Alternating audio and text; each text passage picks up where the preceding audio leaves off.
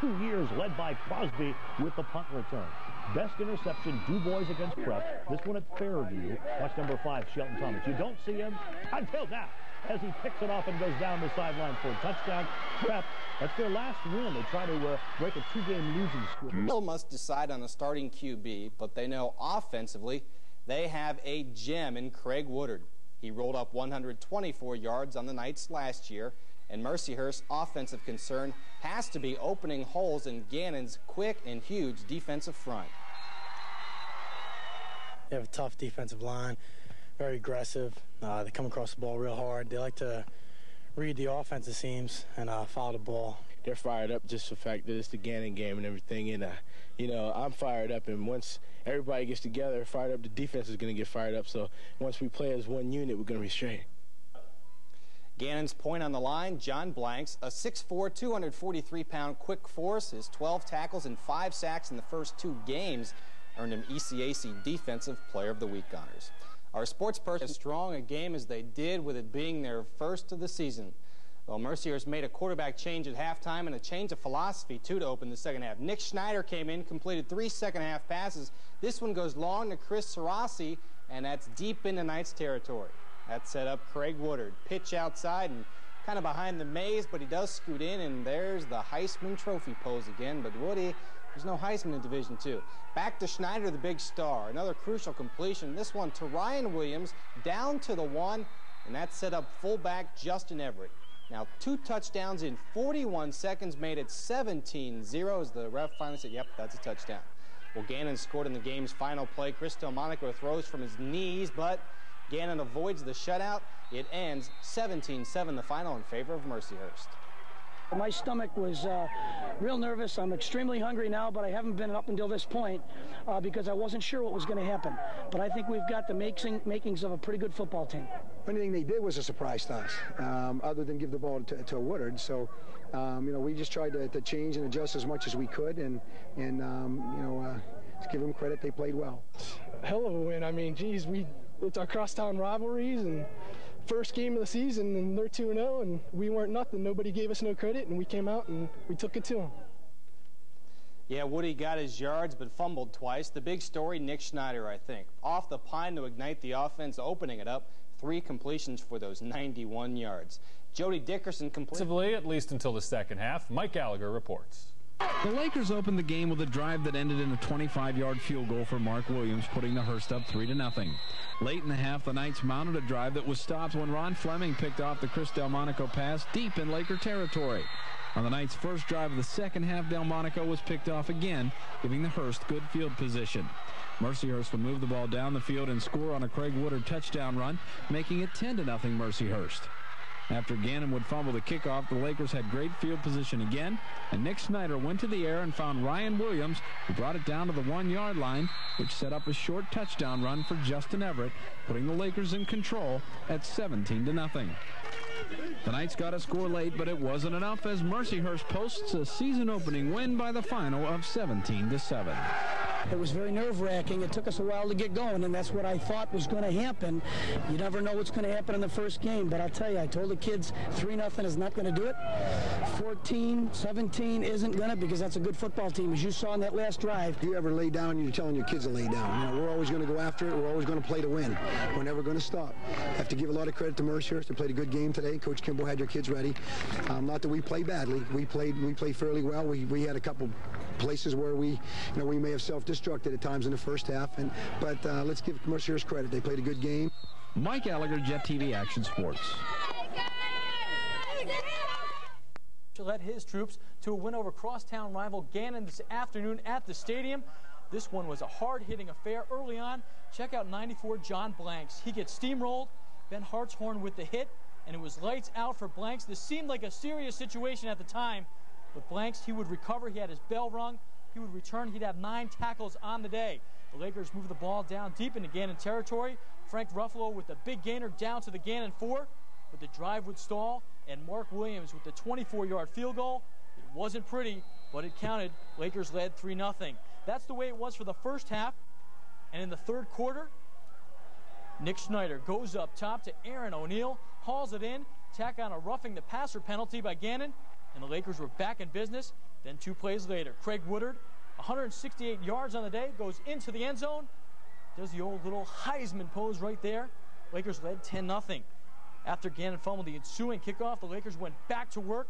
Schneider to Ryan Williams, all alone, takes it down to the 1. They scored on the next play, 17-0. Gannon, last play of the game, Delmonico in desperation, finds Bill Walker, but the Lakers would win 17-7 in Joe Kimball's debut with the Lakers. My stomach was real nervous. I'm extremely hungry now, but I haven't been up until this point because I wasn't sure what was going to happen. But I think we've got the makings of a pretty good football team. I think I did pretty good. The team did well. Defense held up. I think the defense kept the momentum. They kept us in the game. I got to start holding on to the ball a little more. But, hey, I got my first game jitters out, and now we got to concentrate on next week. Down in Meadville. The crowd did turn out, but to be honest, it was a sleeper. Yeah, I was a little disappointed like you were with the crowd. We were both at the game and had a chance to talk about it. Not a whole lot went on offensively in the first half. Both teams very, very conservative, I think, or maybe that's just the way they're going to play it all year long. We didn't see the ball flying through the air a whole lot. Give Coach Kimball at Mercyhurst a lot of credit in the second half. I think they made some adjustments at halftime and came out and put the ball up in the air, and that just may have won them the game. And speaking of that game, it may have not been the most exciting game of the season or of the last couple of years, but it was a Gannon-Mercyhurst matchup. Mercyhurst gets the big win. Here's a recap of the game.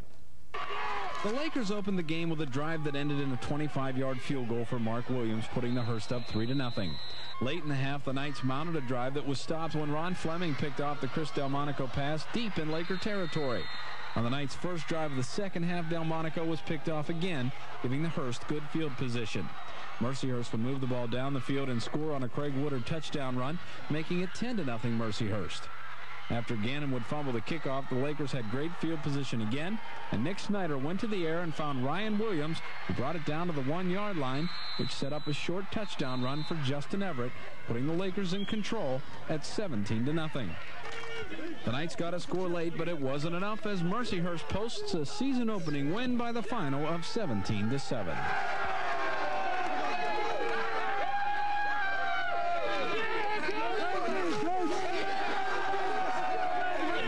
It was very nerve-wracking. It took us a while to get going, and that's what I thought was going to happen. You never know what's going to happen in the first game, but I'll tell you, I told the kids 3-0 is not going to do it. 14-17 isn't going to, because that's a good football team. As you saw in that last drive, they could put it together at any time. I see you still have your Heisman stance. Yeah, I thought that would Coach, let me sneak this in. Coach told me not to do it, but, I just thought that I had to bring it back because last year they got us, and this year we almost shut them out to a couple seconds, but I think that they deserve to get that Heisman pose again. If you ever lay down, you're telling your kids to lay down. We're always going to go after it. We're always going to play to win. We're never going to stop. I have to give a lot of credit to Mercyhurst. They played a good game today. Coach Kimball had your kids ready. Not that we played badly. We played fairly well. We had a couple places where we may have self-destructed at times in the first half, but let's give Mercyhurst credit. They played a good game.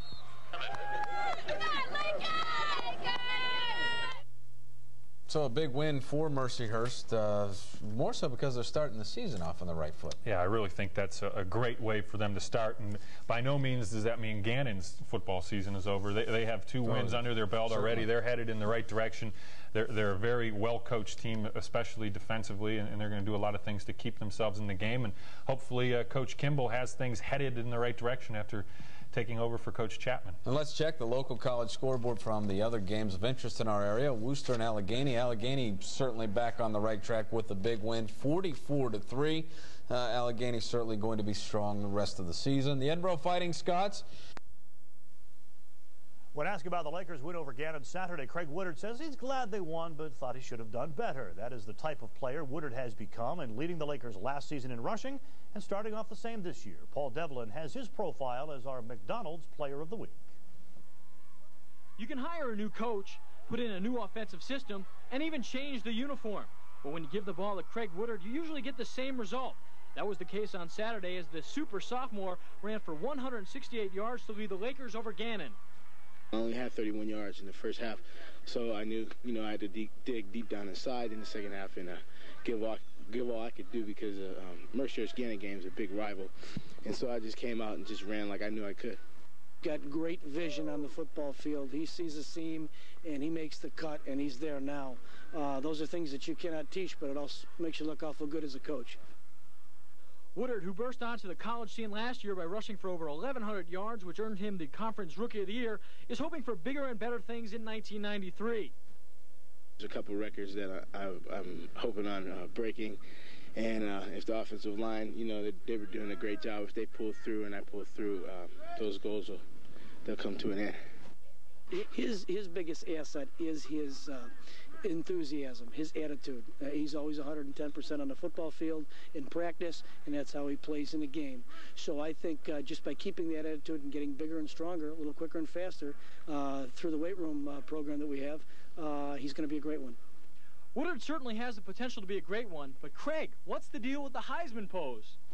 Well, I don't know. Last year it started because played Gannon and stuff, and I scored the first touchdown, and I felt I did pretty good against them, and they were still talking a lot of smack on the field and everything, so I scored the second one, and I just decided to do it, and that carried on all through the season because all the teams that we played after that saw that tape, and they started calling me Heisman and stuff, so I just decided to do it again.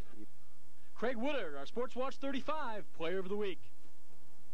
John Sackett's father says he's at the stadium as Dickinson provides the opposition.